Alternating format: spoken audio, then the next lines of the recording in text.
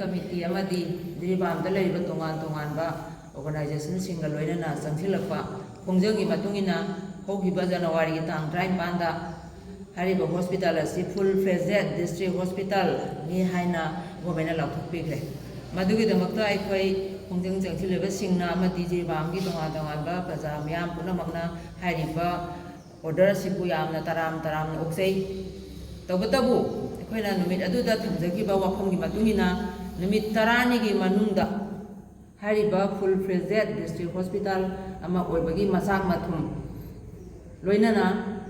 मतिक चाबा सेमो ग्रेड सुबा सेमो अमा अमदी एमएस थंबिउ हाइना वाफमसे थमजखिबनी अदुगा करिगुंबा हाइरिबा फुल फ्लेजेड डिस्ट्रिक्ट हॉस्पिटल ओइबगी मसाक मथुम अमदी मतिक चाबा डॉक्टर मतिक चाबा सेमो अमदी एमएस थंबिदबा तारगदी अखोइना मखा ताबा खोजंग कया चंसिनगनी हाइना थमजखिबनी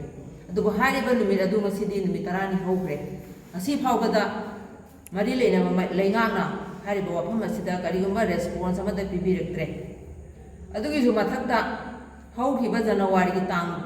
9 2025 असिदा डॉक्टर तरुख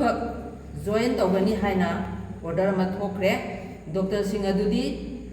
डॉक्टर जॉन अबिस राथम जनरल मेडिसिन दा अनीसुबदा डॉक्टर संतोष सर्जरी की डॉक्टर प्रीति ऑब्जर्वेशन गायनी की डॉक्टर सिंचोम गायनी की डॉक्टर अरुण असाफी सिना पेडियाट्रिक्स की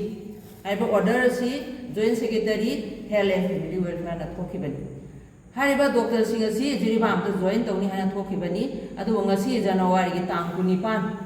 19 यूरो फावगदा जॉइन तौरद्रे सिना करंबा मवोंगदा थोइबा ऑर्डर नो अदुगा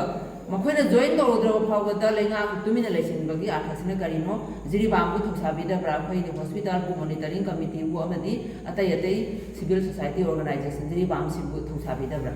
सिमु इन ले हमजनिंगी अदुगिसु मदक्ता अमुका मो जनवरी तांग 13 डॉक्टर तरुक अमा जॉइन तौनबगी ऑर्डर अमा सुथोखरे तरुक तुगी मनुंगदा मंगा अमदी जॉइन तौरे अदुगा डॉक्टर अमा हाइबदे डॉक्टर सोइबम नेहा मा हजि हजि दिल्ली दा फर्दर स्टडी की दमकता लेरिबनी असिगुंबा मफम असे जॉइन जु तौबु सुनिया यारोइदबा डॉक्टर अमा बु हारिबा लिस्ट असिदा यावसा लेबिसिना करि मरमनिनो सिना करंबनो सिना सिसु अमुक अखोय यामने पेजदे मसे कोई तसें लाइक थिबनी अदुना तापदी अखोय मॉनिटरिंग कमिटी अमदी अतई सिविल ऑर्गेनाइजेशन सिंगना सी हॉस्पिटल सी मरमदा खोजिंग कया चंगसलगसु थौसा उसादबगी तासनदबगी पोरम एरिदा लेरे अखोय याम पेंदे नुमित 10 मतम पेर भावदा करिंदा हन्ना येंगतबगी पोरम ख लेरे सुमदगी चेदा तारकांदा थबक अनदे अमदा पांथोक पेरत्रे चेदा ताबदुना थबक ओइबा यागद्रा सुमोय ओइरदबा थबकने अदुना अखोय मयाम हाइबा ऑर्गेनाइजेशन अमदी अतै तै